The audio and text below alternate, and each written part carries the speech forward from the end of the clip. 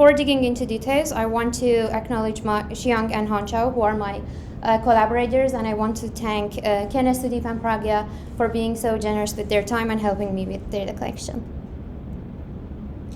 GPS spoofing has been known for a long time as a theoretical fact, but in the recent decade there have been many demonstrations in practice.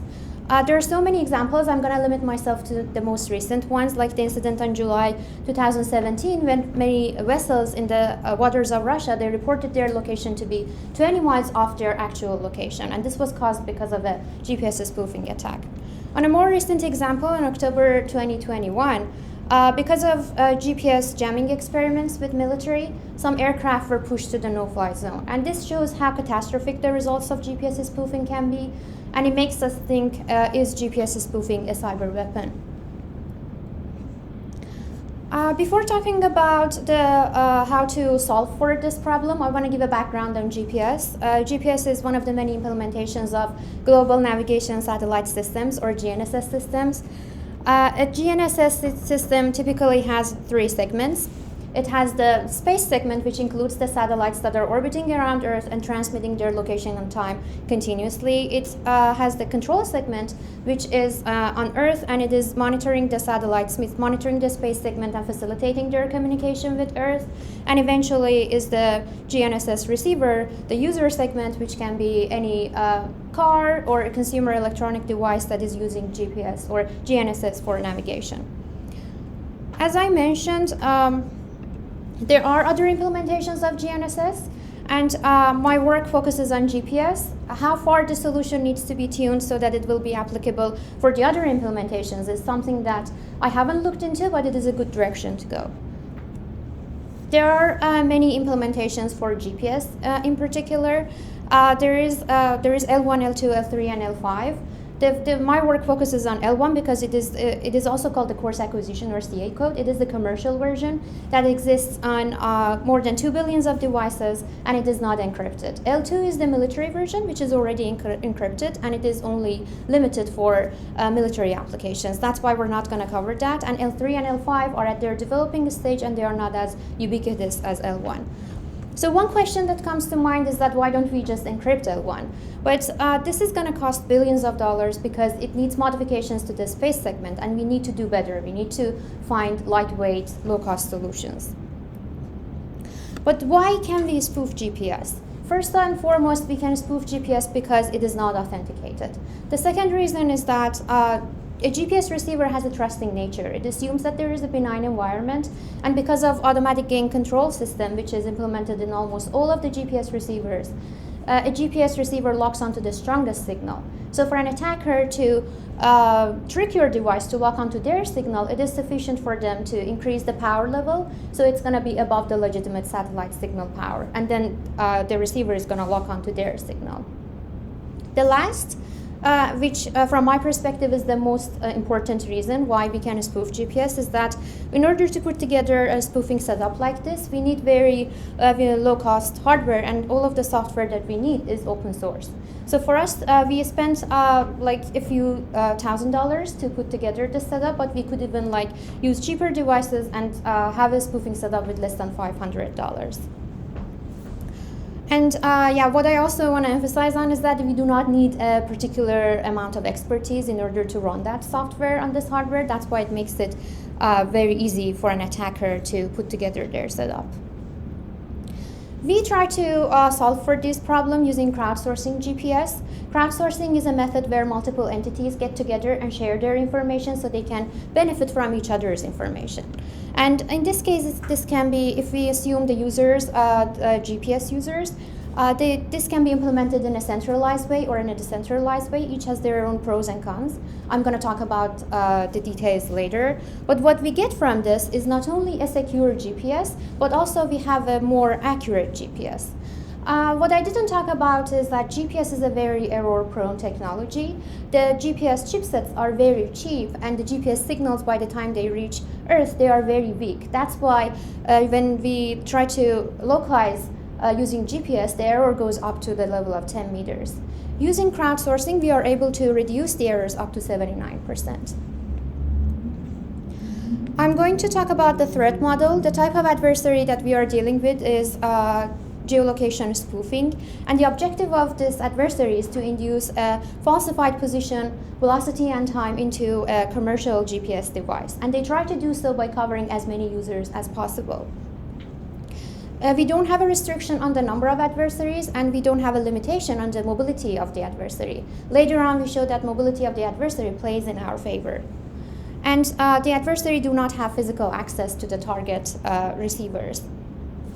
The last point is about the adversary signal power, where they need to be conservative with their power. So their power can be only slightly above the authentic signals, and this type of attack is called seamless takeover attack. This type of attack was demonstrated in 2013 with researchers from UT Austin, where they showed how successfully they can change the course of a yacht in southern waters of Italy. The reason they need to be conservative is that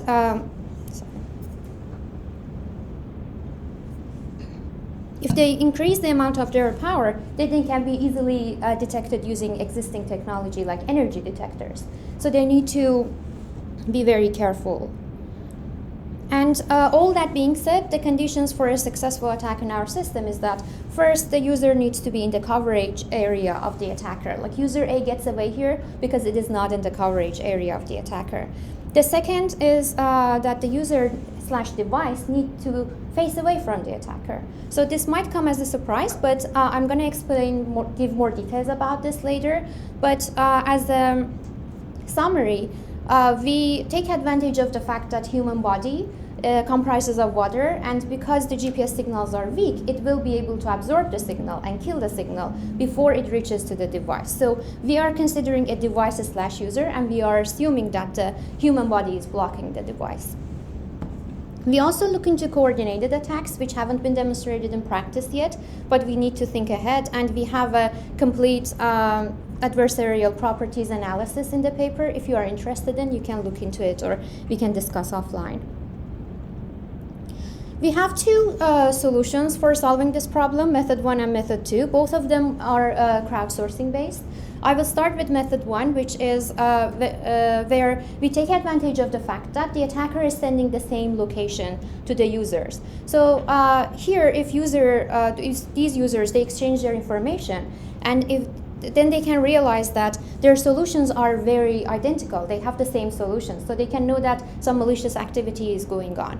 However, if their solutions are sufficiently different, then they can conclude that they are in a nominal normal condition, and they can trust their location values. We call this difference of PVT outputs for spoofing detection, and we do. So here again in the graphics, you can see that on the left-hand side, the users are spoofed, so the difference of their location in an ideal situation is going to be 0. On the right-hand side, where they're locked onto the legitimate satellite signals, the difference of their locations is going to hold a significant enough value. We have an empirical model to characterize the error, because all of these components that we are using in these equations are error-prone measurements, and we have using this empirical model, we are able to characterize for this error, and we have a lower bound on the true distance of users before this method becomes applicable, and that's up to 8 meters here. We perform measurements. We have 2 U-Blocks receivers, and we have a software-defined radio that acts as the spoofer. And here I am showing the final location values using only one receiver. The reason I have this graph here is that I want to show you, even using these fancy GPS receivers, how scattered the location outputs are. The circle is showing the 50% distribution of the location values, and even with these receivers, the 50% distribution is 2.3 meters away from the true location. So eventually, we look into the difference of their location values, and we see that the distribution of all of the data falls below the lower bound that we defined earlier, which was 8 meters. That kind of validates that if the 2 receivers are sufficiently enough from each other, we can rely on this method to do GPS spoofing detection.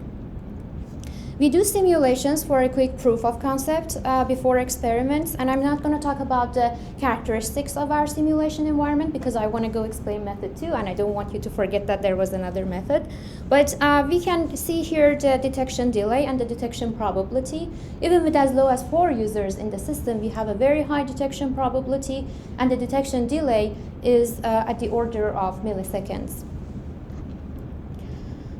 This brings us to method 2, where we take advantage of the fact that human body comprises of 60% water. So here for the green user, when the attacker is sending the signal is going to be absorbed by human body. So because the device is blocked by the human body, they will not lock onto the attacker's signal. So for user 1 and user 2, if they exchange their information and if they notice that there is a discrepancy in their location values, then they can conclude that there is spoofing or malicious activity. And this is another crowdsourcing-based solution, but we also, like I'm a little bit overemphasizing on this, but like we noticed that because the mobile phone is blocked by the human body, it's going to have a synthesized directionality. We're going to use this directionality later to even build more solutions and improve our solution.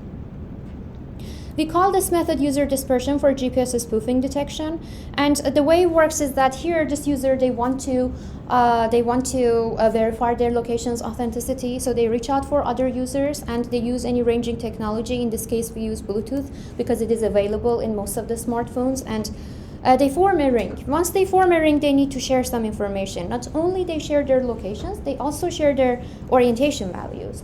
So if their orientations are dispersed enough to the point that it will guarantee that there will be at least one user facing away from the attacker, then we can they can make a decision whether or not their location values are legitimate.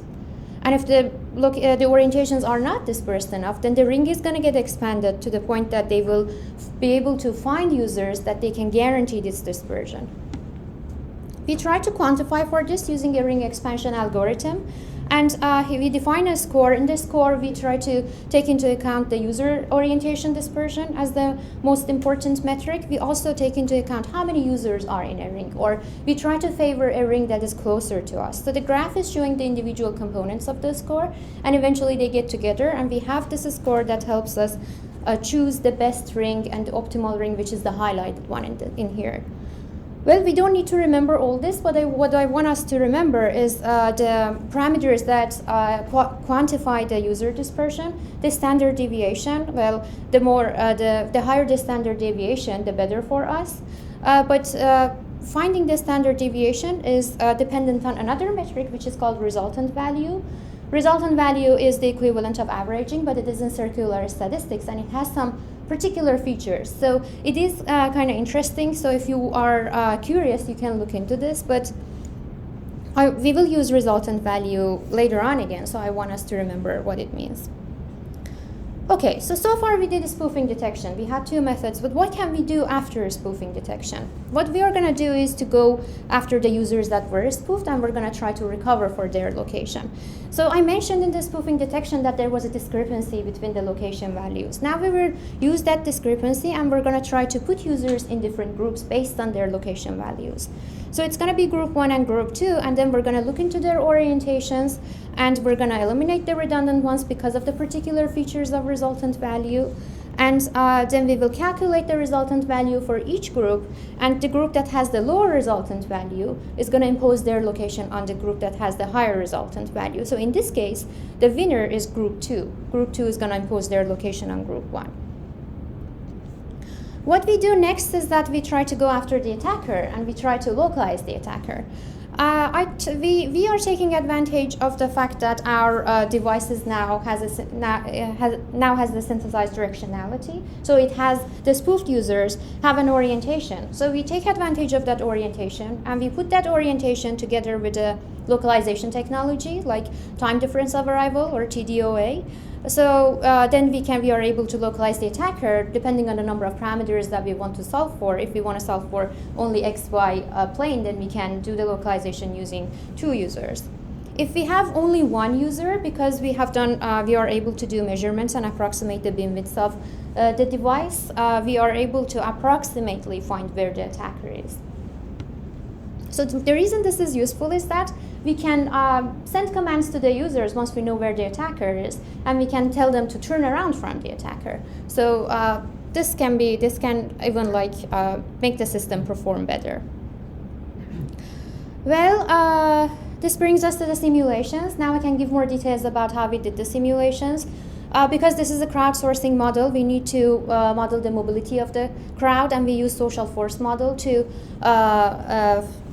model the movement of people. There are other statistical models like random walk models, but they are not very proper for our case because there are abrupt changes in the orientation of users in random walks. But this model is the model that takes smooth transitions into account, and there are other advantages to this one. I'm not going to give the details, but it is very interesting, and there's a dissertation that I put the link here. So if you are interested in knowing how social force model works, you can go to, I can point you to this reference.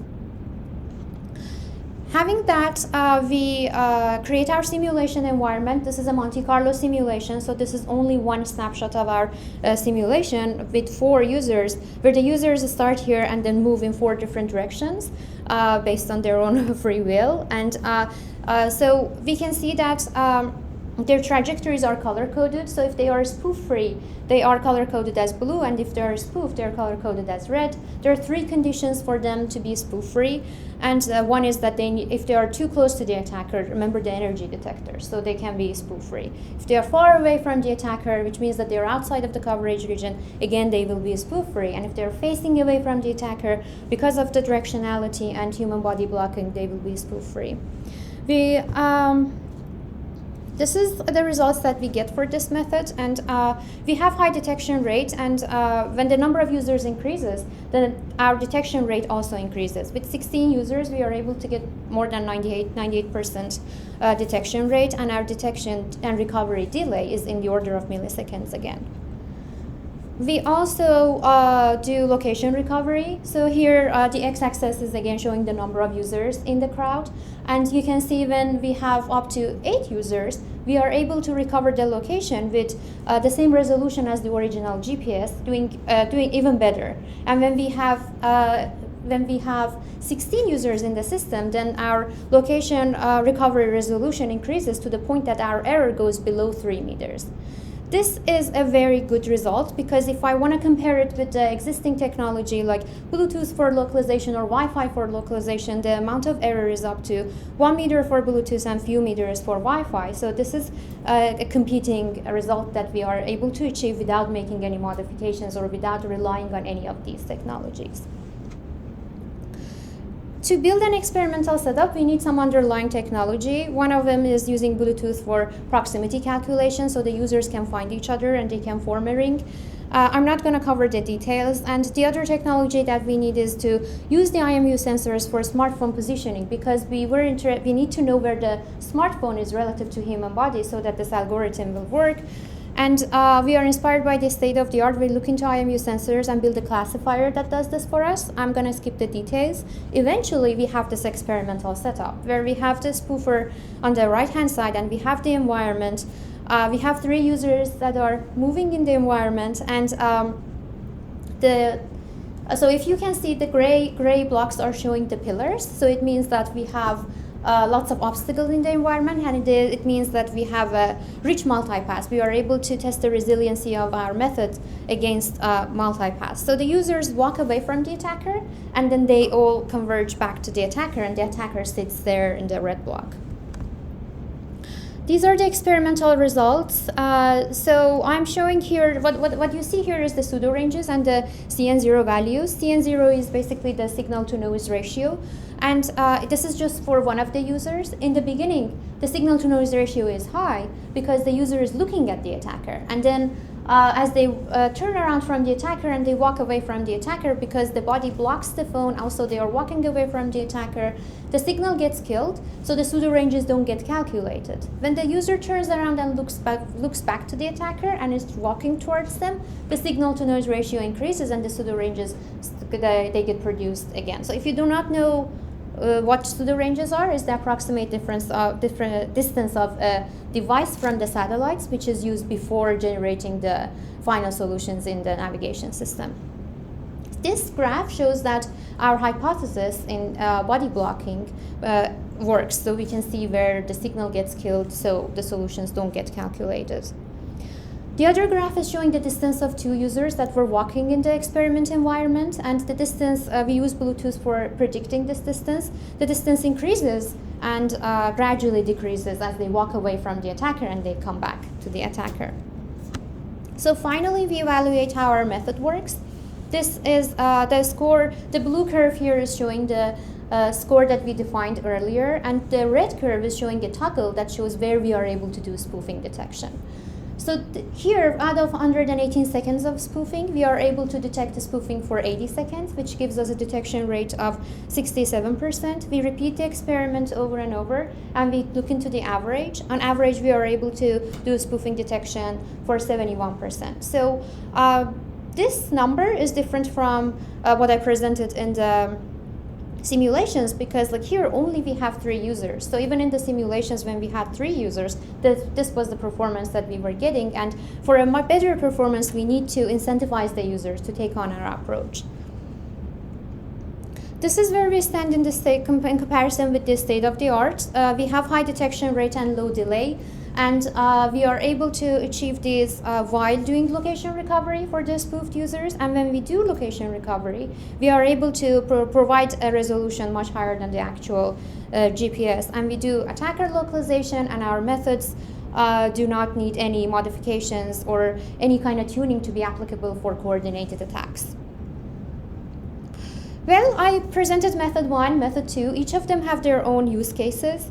So in a situation that someone, like in this building, if someone is sitting in Dr. Angelos's office and someone is sitting in another office, like close to, let's say, Dr. Gerdes' office, the method 1 is the method to go for spoofing detection, because they're sufficiently distanced enough from each other and we don't have dense number of users. But if the users are here in a conference room like us, if they are packed in an environment, then method 2 is the best method to use. For coordinated attacks, which, as I mentioned earlier, they are not demonstrated in practice yet, method 1 works the best, and for attacker localization, because of the directionality and orientation of the spoofed users, we are better off using method 2. So each of them have their own use cases, and it's going to be the designer space decision which one to use. However, for a crowdsourcing algorithm to work, we need to incentivize the users to take on our approach. And what we're going to do, like simply providing solution is not enough because of the amount of awareness in public in terms of security. So we need to bring something additional to that, so to convince people to take on this approach. And in this case, it's going to be the improved accuracy or resolution of the GPS. So after convincing people to take on our approach, they will have concerns about their privacy. Usually people, when they need to share their location, they prefer to do that in an anonymous scheme, and we are able to, so we address that problem by introducing fuzzy or loose match, where when the users are handshaking, when they're trying to find each other to form a ring, they don't have to share their location with full resolution. They can pick and choose how many bits of their location they want to share with others. Let's say if they want to share their location with 8 meters of resolution, then they can drop the last 3 bits and only share the hash value of the first remaining bits. Afterwards, all the way we talked about how our methods improve security, also like improves accuracy, so we cannot compromise on that. That's why we use a central server where all of the users, after handshaking and after forming a ring, they share their full resolution location to a server, and they encrypt that using a key that they generate using their ID and their low resolution location. So eventually the server is able to decode and decrypt, and they get their hands on the full resolution location with using the key that was generated with this information that you can see in the graph without knowing their ID. So this scheme comes together, and thanks to the central server we are able to preserve all of the features, and we are able to offer anonymous location sharing. And this is one of the advantages of a centralized solution. In the very beginning, I mentioned that we have the centralized solution and we have the decentralized solution. But in this case, like this is an advantage that the server can give us. Our system has a 50% Byzantine fault tolerance, meaning that if less than 50% of users falsify their location information, we are able to recover from that. However, here the red arrows are representing the ones that are falsifying their location. However, if more than 50% of users falsify their location values, then we are not able to recover from this. And having a Byzantine fault tolerance is one of the metrics, but is normal for most of these distributed systems. Okay, so what are the advantages and disadvantages of what we offer? Well, the advantages, starting with the positive, is that we don't need additional hardware. This is a low-cost solution, and our method has shown to have sufficient resiliency to multipath. We improve the GPS accuracy, we do attacker localization, and in particular for method 1, this is a very good reliable method for thwarting coordinated attacks, and it has very low complexity and overhead. It is very simple, and on the other hand, it grows more robust as the technology grows, because it was dependent on the measurement errors, and as the technology grows and those errors are reduced, it plays in its favor. There are some limitations. Battery usage is one of the concerns for such solutions, because we want to put this solution in an app and we have it on a smartphone. How much of a battery it's going to use is something that we haven't studied yet, but it is something that should be taken into account. For method 1, well, I talked about the lower bound and the true distance of users before this method becomes reliable. Also for method 2, we were talking about the orientations of the users, and we were assuming that the attacker has terrestrial communication. But what if the attacker is attacking from a helicopter, or if it is on the higher levels of a building? In that case, this is the limitation of method 2, and this method will not work, and we will have to go back and rely on method 1. So is this approach future-proof? Well, in terms of better hardware, and when we have better GPS receivers and transmitters, even though the attackers could also take advantage of that, but our method also takes advantage of that, because when we have increased GPS accuracy, then it's going to be, our measurements are going to be more precise, so our ranging is going to be more precise, and also our location calculation, the localization is going to be more precise. So as the technology grows, we advantage from that, but we need to also take into account that the attackers could also take advantage of that. And so one could, so GPS localization with GPS is the most predominant one. So one could discuss that there are other localization technologies, let's say 5G. We can use 5G for very precise localization, so maybe GPS will go irrelevant. But that is not true, because even those technologies, they rely on GPS for the first layer of localization, and then they improve the accuracy using their own technologies. And GPS is very ubiquitous. It doesn't have a limitation in range, but all of the other technologies, they have this limitation in range. So we need to consider GPS localization, and we need to secure GPS localization. One more thing is that if we have if we are in the indoor environments, if we have a dense environment, if the number of users increases, again, because this is a crowdsourcing approach and we rely on the users in order to make this work, our approach performs better.